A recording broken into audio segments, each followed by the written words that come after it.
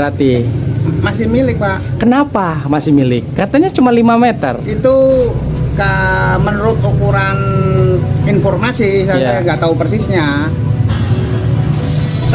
Garapan pengairan ini dari as tengah ke sono itu kata pejabat yang kemarin ngomong 15 meter. Kalau 15 meter, ini malah makin mencurigakan, Pak. Kenapa kafe itu dan rumah sebelahnya itu tidak dibongkar? Nggak tahu masalah. Kalau misalkan dia mempunyai sertifikat, berarti dia mempunyai sertifikat di atas tanah negara atau di atas tanahnya PJT. Kurang paham itu, Mas.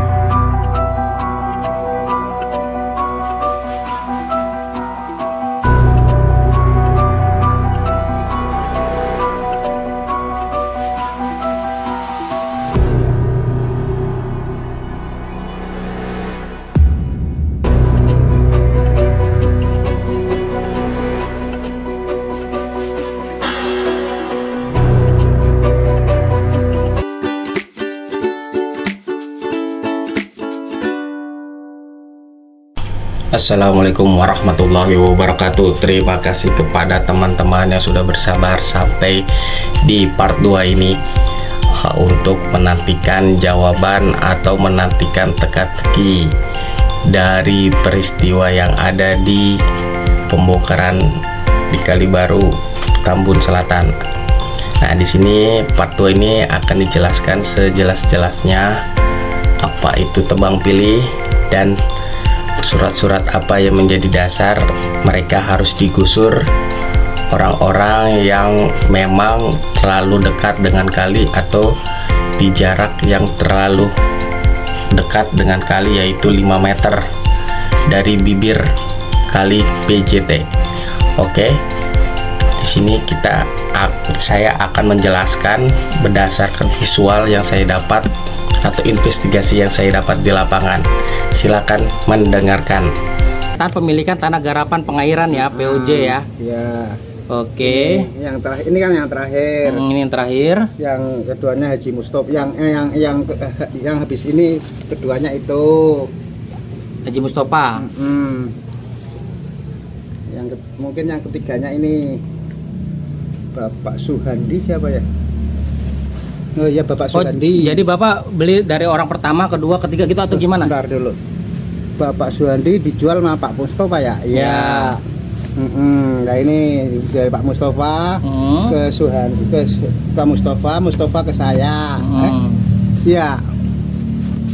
Benar ya? Ya, dari Pak Mustofa. Bapak berarti orang keberapa, Pak?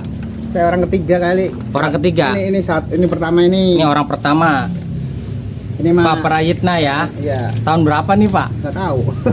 Dia yang menjual Pak Suhandi. Yang pekerjaan buruh. Ini Suhandi yang menjual apa yang apa? Iya, ini. Ini kan yang kami yang bertanda tangan di ini nama Priyatno, pekerjaan buruh. Iya. Kalau buruh kan berarti bukan pegawai PJT dong. Ya nggak tahu. Pak Suhandi ini yang pegawai PJT itu? Bukan. Itu ceritanya Ngkong Alip itu yang ngurusin pengairan dulu. Kita punya cerita-cerita. Ngkong Alip itu siapa? Ini siapa, Pak? Boleh saya baca, Pak? Ini dari desa menyatakan bahwa pengairan ini, Mas. Bapak menyatakan pengairan kenapa, Pak? Yang kalau apa? Ya kalau ada apabila ada akan menata peraturan desa apabila lahan tersebut dipakai atau digunakan kembali oleh pihak pengairan tidak akan menuntut ganti rugi apapun. Desa ini, Mas. Oh, jadi Bapak memang udah megang ini, Pak ya, surat ini, Pak ya. Memang benar, saya mau benar ini. Ada dulu memang semua dikasih. Oke. Itu. Iya. Jadi memang sudah ada perjanjian dari tahun 2001 ya, Pak ya. Kalau misalkan suatu saat nanti ini diambil tidak mengganti rugi apapun gitu, Pak ya.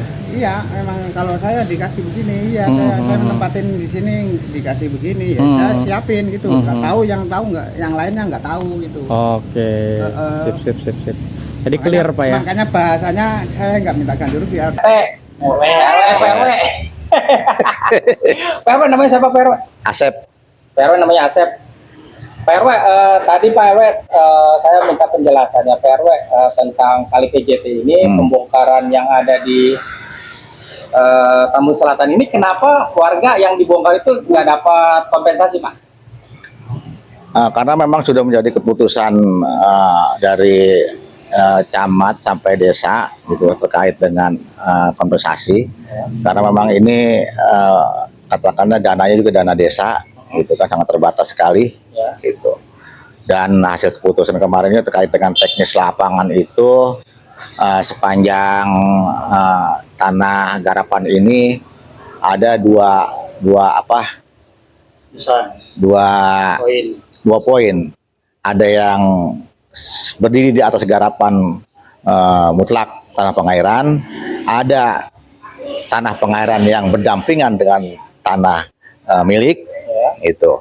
Nah ini jadi keputusan akhir Pak Camat kemarin itu tanah yang berdiri di tanah garapan PJT itu dibongkar habis.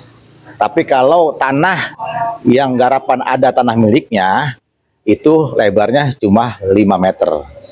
Itu tidak dibongkar habis karena di belakang itu ada tanah milik, ada hak milik. Itu. Jadi kalau tanah yang los tanah garapan itu dibongkar habis. Itu. Oke. Jadi memang uang kompensasi itu memang nggak ada ya Pak ya? Nggak ada uang kompensasi. Karena dananya atau tidak ada atau CSR tidak ada bagaimana? Karena dananya itu memangnya tidak ada. Ya kalau ada pasti kasih ya. Memang tidak ada gitu. Kayak kami juga menyampaikan ke masyarakat itu dana itu memang tidak ada. Gitu. Kayak Bang BJB dari Jabar itu CSR-nya nggak memberi. Nggak ada itu, belum ada info-info itu ke arah situ. Kalau digabus kan dapat 10 juta per kepala. Ya, kalau digabus itu kan langsung dari gubernur langsung tuh, hadir di situ. Kita kan di sini kan camat dengan desa gitu kan, dengan kabupaten gitu kan. Jadi terkait dengan kompensasi, ya setahu saya di lapangan itu tidak ada. Untuk berarti Pak RT, Pak RW, kalau untuk tanah yang dibongkar 5 meter itu kan dari bibirnya kali itu kan berarti haknya PJT. Yang dibongkar itu haknya siapa? Kalau misalkan dia tidak mempunyai sertifikat. Kalau dia bisa jadi gini, misalkan tanah PJT ini misalnya 16 meter. Ya. 16 meter apa 5 meter sih? Nih, kalau 5 meter itu batas di bibir kali untuk tanah yang punya hak milik. Gitu. Jadi gini, hak milik ada tanah garapan di depan, gitu kan. Jadi dia nggendong ini, gitu kan. Nah, diambillah ini yang 5 meter untuk jalan. Tapi kalau tanah garapan langsung dia semuanya itu harus dihabisin, dibongkar habis. Tidak ada 5 meter, dibongkar habis. Itu keputusan camat yang kemarin saya saksikan. Itu. Iya, dikumpulin oleh warga, RT, RW, PJT, desa, semuanya di situ, warga masyarakat yang mewakili hadir. Itu. Kalau yang tidak mempunyai sertifikat, tapi dia membayar PBB itu gimana, We? Ini kan dia punya, ini kan apa namanya PBB juga kan PBB garapan, bukan PBB istilahnya mutlak, beda-beda itu ada cirinya. Iya.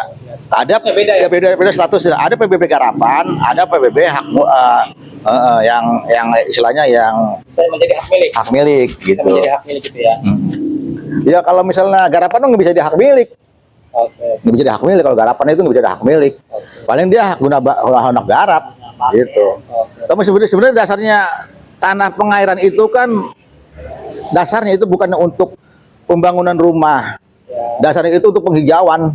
Itu untuk penghijauan dasarnya. Nah, tapi tadi saya sempat konfirmasi ke Pak RT dari orang yang pertama kali membeli di sini yang menjual Kong Alip. Nah, Kong Alip ini katanya almarhum dari karyawan PJT, itu bagaimana ceritanya? Jadi itu almarhum itu karena petugas pembersihan saluran kali dulu gitu kan. Tahun berapa tuh? Ya, tahun 90 kemarin dah. 90 apa 70-an? Ya, 70 90 dah kemarin dah itu. Ya 90 gua dah. Karena masih banyak yang lihat lu kan bangunan. Jadi itu pun bukan dijual belikan. Itu juga cuman katakan apa ada garapan lah, garap lah tuh gitu kan, garap lah tuh gitu kan, itu bahasanya. Statusnya digarap. Nah, digarap gitu. Tapi digarap itu bukan dibangun gitu kan, tujuannya apa, membuat empang atau membuat istilah penghijauan gitu kan, itu. Sebenarnya kita dasar di tanah pengairan itu tidak ada pembangunan, baik permanen maupun semi permanen gitu. Karena mungkin ke orang-orang itu kan kita nggak bisa larang, kadang-kadang kan mau bangun ini bangun itu kan bukan kita punya, katakanlah punya kekuatan ini gitu ya, itu yang punya kekuatan itu istilahnya orang-orang pegawai. Dulu masalah jarak itu sini. Iya. Gitu. Oh, jadi memang tadinya awalnya itu bukan dibangun bangunan ya, cuman mau digarap aja. Digarap itu ya bisa membangun kayak sayur-sayur. Iya, gitu kan, digarap. Singkong gitu ya. Ya, bukan untuk dibangun sebenarnya, bukan untuk dibangun. Ya, ada yang di atas kali. Sekarang kan dia mutlak dia berdiri di tanah pengairan atau garapan. Itu kan ada yang mutlak di garapan, ada yang di dempet dengan tanah hak milik itu kan. Nah, itu mutlak yang harus dihabisin. Itu. Dan ini seperti ini nih, ini mutlak nih. Nah, dia 5 meter nih kena. 6 meter tuh. 5 meter tuh. Nah, tuh 5 meter nih. Ini hak milik belakangnya. Nah, ini garapannya. Gitu. 5 meter kenanya. Tapi kalau tanah mutlak dia berdiri di tanah garapan, itu bongkar habis. Caranya yang dari 5 meter itu. Iya. 5 meter itu. Dan kebanyakan bangunan yang di sana itu ada di 5 meter itu. Iya, 5 meter semuanya. Jadi 5 meter nih, 5 meter jalan. Iya. Karena dia nggak mungkin kan. Punya surat pulang. Nah, dia nggak mungkin. Dia nggak mungkin kan. Tinggal 3 meter, 2 meter. Nanti akan memperkeruh ke depannya lagi. Gitu. Kita kan di sini untuk menertibkan apa itu namanya, bangunan liar kan. Itu bangunan liar. Sini kan udah lama juga kan, hampir 30 tahun lebih. Apanya? Berdiri bangunan itu. Iya betul, saya tadi tanya kenapa bisa bangunan udah lama tapi tetap dibongkar dan bahkan tidak dapat uang kerawiman. Saya tanya mereka nggak punya PBB dan punya KTP. Itu orang mana mas? Orang sana, bukan maksudnya pokoknya bukan KTP sini lah. Iya gitu. Tapi ada juga sih punya KTP sini pak, cuma PBB-nya yang nggak ada. Ya artinya dua lah. Ya sebenarnya gini Pak, kalau dia ngontrak kan kalau hitungkan 30 tahun kan ya udah cukup, istilahnya udah lebih kalau dia ngontrak di kampung mah. Ya itu harusnya dia bisa ya. Harus pikir panjang dianya. Artinya dia bisa bangun itu jadi warga sini aja gitu. Ya, paling tidak kalau 30 tahun sampai 35 tahun dia berdiri di atas bangunan liar gitu kan. Dia kan bisa beli di dalam. Beli di dalam 100 meter, itu tanah masih murah kan, bisa membangun di rumah. Kenapa dia nggak melakukan hal itu? Seandainya pun kalau ngambil perumahan tuh, udah lunas itu. Iya. 15 tahun sampai 30 tahun, gitu kan? Sekarang ini orang lain pernah kontrak dikontrakin, orang lain pernah masuk. Iya. Sama umur yang dulu bukan. Iya. Ini jadi masalah. Karena kan operasi garapan juga kita nggak pernah tahu, RTW itu nggak pernah tahu. Jadi internali aja, gitu. Kita nggak ganti-ganti orang. Alih dulu untuk memperdayakan agar tidak ada bangunan liar ya awalnya ya. Iya dulu mah kan istilahnya dia kan bukan pegawai petugas ini Pak, gitu kan. Dulu sebelum jadi rumah itu dulu kan empang kolam-kolam. Ya mereka itu uruk dikit-dikit gitu kan. Jadiin bangunan gitu kan, di bangunan. Saat itu saya belum menjabat, belum jadi belum. Tapi Bapak udah ada ya.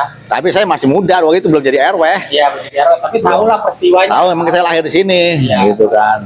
Menyaksikan lah. Iya. Itu. Jadi dialih fungsikan itu. Harusnya untuk penghijauan, tanam kangkung, tanam apa gitu kan. Aja bikin rumah. Bikin rumah-rumah. Menjadi bangunan. Iya, bangunan. Dan rata-rata di sana penjual semua Pak ya? Rata-rata penjual tempe gitu kan, toge gitu kan, itu ke tahu gitu kan. Itu. Ya mereka nggak pernah bayar pajak ke siapa? Ya, izin juga enggak. Gitu kan. Itu. Yang disebut bangli itu kan bangunan liar, artinya liar gitu kan. Ya tetap kita punya kemanusiaan dalam hal ini ya. Kita anggap itu warga kami gitu kan. Tapi mereka berdiri di tanah yang salah. Gitu, tanah garapan. Tapi dia nggak punya KTP sini kan Pak? Ada yang punya KTP sini, ada yang nggak punya KTP sini, gitu. Ada yang punya KTP sini, tapi PBB-nya nggak ada. Nggak ada, gitu. Yang dia punya KTP sini, dia bangun ngontrak mungkin bisa. Tapi ada Pak, saya tadi wawancara juga. Dia punya KTP orang sana juga. Dulunya dia. Tapi dia punya KTP dia punya KTP Sejahtera dan dia punya PBB, tapi dia yang bagian belakang. Bagian belakang. Tapi PBB pun ada tipenya. Ya? Ada tipenya, ada apa misalnya ada garapan, gitu kan, ada hak milik, gitu. Tapi rata-rata kalau di sana itu ya garapan total. Garapan total. Oke deh. Makasih Pak RW. Pak RW dari RW mana Pak? Saya dari RW 02. RW 02, Ya. Desa Mekarsari. Desa Mekarsari, Kecamatan Tambun Selatan. Oke, makasih Pak RW ya, atas kejelasan informasinya. Ya. Biar tidak simpang siur, Iya. apa ada yang dapat kerohiman dan ada yang tidak. Ya.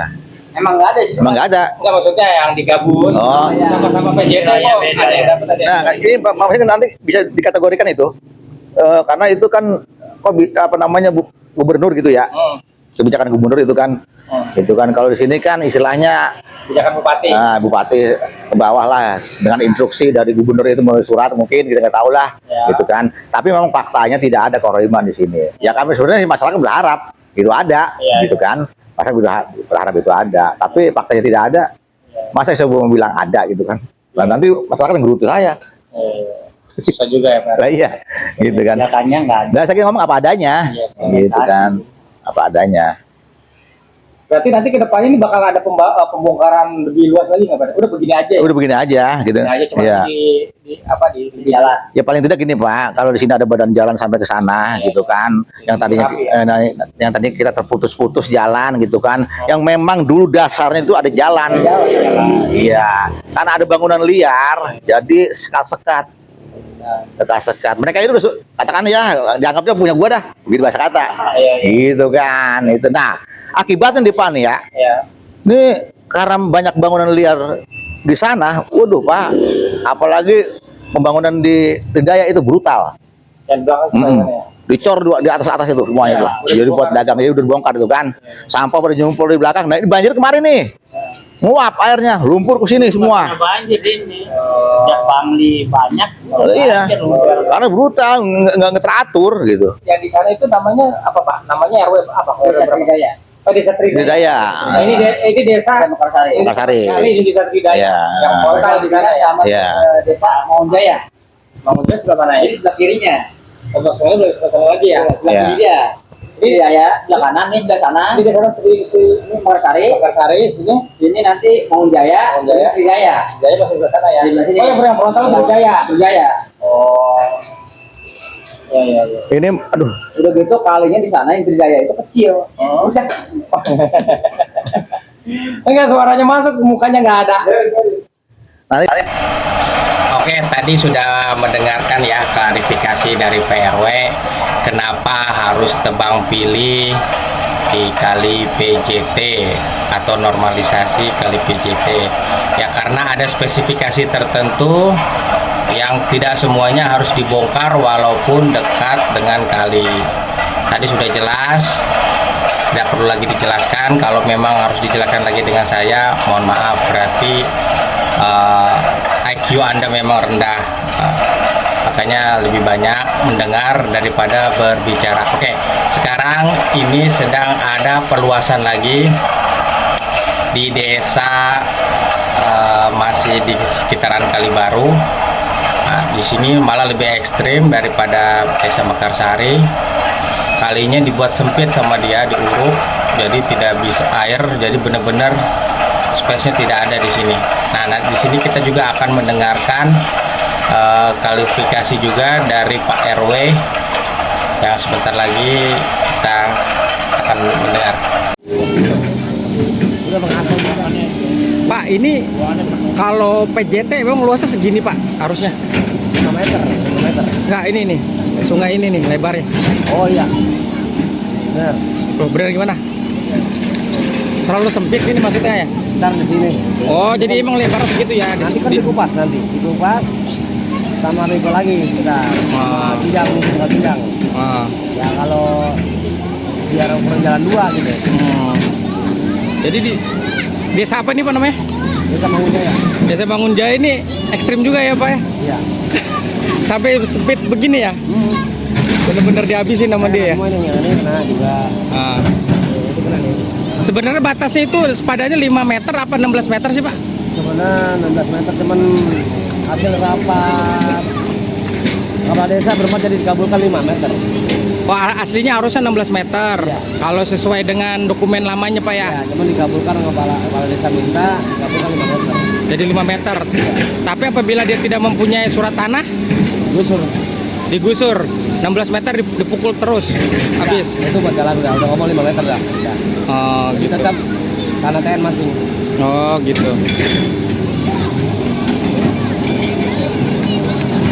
Bapak siapa Pak?